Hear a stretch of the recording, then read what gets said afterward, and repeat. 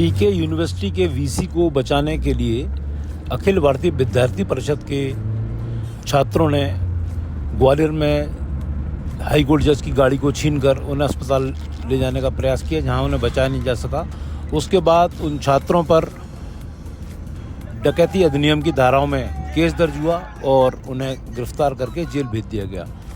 बाद में जब मामले ने तूल पकड़ा और मामला हाई प्रोफाइल हुआ, जिसमें पूर्व मुख्यमंत्री शिवराज सिंह ने हस्तक्षेप किया, एक पत्र लिखा, उसके बाद मध्य प्रदेश के मुख्यमंत्री डॉक्टर मोहन यादव ने आकर के पत्रकारों से चर्चा करते बताया कि ग्वालियर का एक मामला मेरे सामने आया है जिसमें छात्रों पर डकैती की धाराओं में केस दर्ज कर लिया गया। हालांकि उनका कृत्य ठीक नहीं था, लेकिन उन पर इतनी कठोर धाराओं में कार्रवाई नहीं होनी चाहिए थी, इसकी पुलिस को जांच करनी चाहिए थी।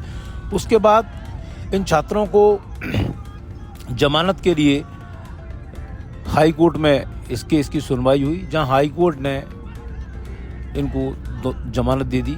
जमानत मिलने के बाद इनके परिजनों के चेहरे पर काफ़ी खुशी थी। कल रात वे छात्र जेल से रिहा हुए तो अखिल भारतीय विद्यार्थी परिषद के कार्यकर्ताओं ने उनका माला पहनाकर स्वागत किया, नारेबाजी की, और इस तरह इस मामले का जमानत मिलने के बाद पटाक्षेप हो गया। हम सभी कार्यकर्ता अपने दिल्ली राष्ट्रीय अधिवेशन से लौट रहे थे तो वहाँ पे अचानक हमको पता चला एक व्यक्ति की तबीयत खराब हो गई है। हमने तो मानवता के आधार पे एक व्यक्ति समझ के उसकी मदद की थी। कोई भी हो समाज का व्यक्ति तो उसकी मदद करना हमारा धर्म है। तो उसके बाद हमने देखा कि उनको स्टेशन पे जब हमने उतारा तो वहाँ पे आसपास के स्टेशन मास्टर, जिनको हमने बोला कि उसकी मदद के लिए गाड़ी की व्यवस्था कराएं, कुछ भी चेकअप के लिए किसी को बुलाएं, तो किसी के माध्यम से वहाँ पे 10 से 15 मिनट हो चुके थे और कोई भी ना गाड़ी आई। और उनके माध्यम से ये बोला गया हमसे कि यहाँ पे कोई गाड़ी है ना कोई व्यवस्था है, मतलब आरपीएफ पुलिस है, उनके 2 स्टार टीआई वगैरह आसपास खड़े हैं, पर ये कह रहे हैं हमारे पास गाड़ी नहीं है। और उसके बाद हम बाहर गए, जब देखा हमने कि एम्बुलेंस आई नहीं थी तो एक वाइट कलर की गाड़ी खड़ी हुई थी, पर हमको ये नहीं पता था वो मजिस्ट्रेट की गाड़ी है।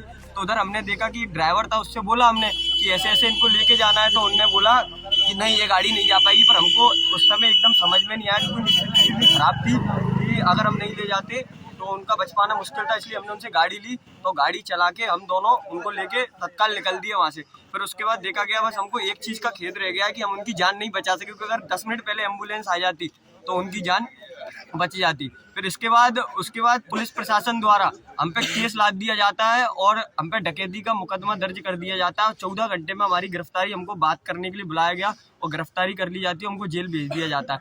और कई केस जैसे हम देख रहे हैं, कई आपराधिक केस डले हुए हैं, पर अभी तक उन अपराधियों पे ध्यान नहीं दिया जा रहा। पर हम छात्रों पे अचानक केस डाल दिया जाए, ना उसकी जांच होती है ना कुछ होता है। फिर उसके बाद हमने देखा कि जब विद्यार्थी परिषद की छात्र शक्ति और प्रदेश भर से जब जनमानस सड़क पर उतरता है, फिर न्यायालय में केस जाता है, वहाँ पे याचिका लगती है, तो जो न्यायालय होता है वो न्याय मंदिर होता है, वहाँ पे सत्य की जीत होती है। तो हम न्यायपालिका को भी उसके आदेश को स्वागत योग मानते हैं, उनका भी धन्यवाद करते हैं, उन्होंने सत्य की जीत का साथ दिया है। आपके लिए जिन लोगों ने मुहिम छोड़ी उनके लिए क्या कहना चाहते हैं? ये विद्यार्थी परिषद के कार्यकर्ता की जीत है, हमारी जीत नहीं है, क्योंकि अगर हमारी जगह और कोई विद्यार्थी परिषद का कार्यकर्ता होता तो वो भी उसकी मदद करता। क्योंकि विद्यार्थी परिषद में, जब विद्यार्थी परिषद में कार्यकर्ता काम करने जाता है तो उसको ये संस्कार दिए जाते हैं कि जो समाज में काम करते हैं, समाज हमारे लिए परिवार है। तो अगर मेरी जगह या सुकरत जी की जगह कोई और भी होता तो वो भी उसकी मदद करता मानवता के नाते।